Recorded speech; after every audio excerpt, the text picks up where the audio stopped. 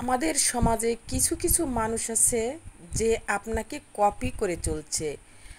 আপনাকে কপি করা ভালো, সে খুব ভালো কথা, আপনাকে সে ভালোবাসে, আপনার সব কিছু সে অনুকরণ করছে। আপনি কিভাবে চলছেন, আপনি কি খাচ্ছেন, আপনি কি একটা ড্রেস কিনেছেন, আপনি কেমন একটা গয়না কিনেছেন, সব ঠিক আছে।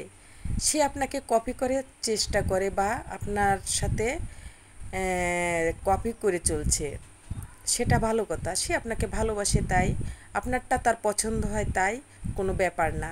কিন্তু অন্যদিকে সে বাইরে গিয়ে অন্যকে গিয়ে আপনার বদনাম করছে, এমনভাবে আপনার নামে বদনাম করছে যে আপনি শুনলে হয়তো আপনার গা শিহরে উঠবে। আপনি বিশ্বাস করতে পারবেন না যে এই মানুষটা আপনার নামে এতটা কুৎসা রটাতে পারে।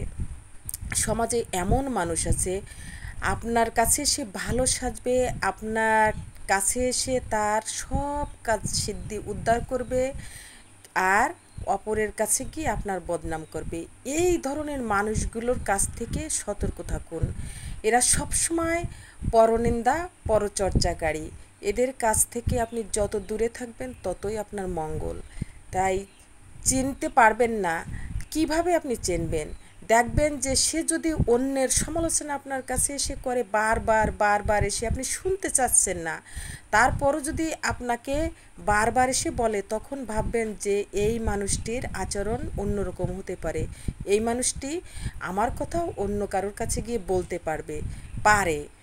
এই জন্য আপনি চিনে নেবেন যে সে যখন অন্যের কথা এসে আমাকে বলছে, তাহলে আমার কথাও অন্য কাউকে অবশ্যই বলছে।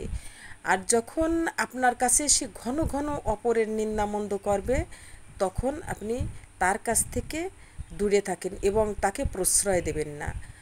আপনার সব কিছু সে ভালো চোখে দেখে না, আপনার প্রশংসা সে ভালো চোখে দেখে না, আপনার কোনো ভালো কাজ বা আপনার পছন্দ বা কোনো কিছু কেউ প্রশংসা করলে সেটা সে মেনে নিতে পারে না। অন্য কেউ প্রশংসা করলে তার হিংসা হয়, ভীষণভাবে হিংসা করে, সে আনন্দ প্রকাশ করতে পারে না।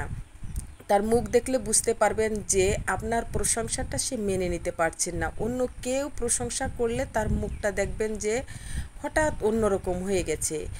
আর আপনার যদি কোনো ভালো সংবাদ শোনে, সুসংবাদ শোনে বা প্রশংসার কোনো সংবাদ শুনতে পায়, তাহলে তার মুখটা ছোট হয়ে যায়। মুখটা দেখলেই আপনি বুঝতে পারবেন মলিন হয়ে গেছে, যে আপনার ভালো কোনো কিছু সে চায় না। তাই এই মানুষগুলোর কাছ থেকে সবসময় দূরে থাকার চেষ্টা করুন এবং নিজেকে সামলিয়ে রাখুন। ধন্যবাদ। ভালো থাকবেন সবাই, সাবধানে থাকবেন।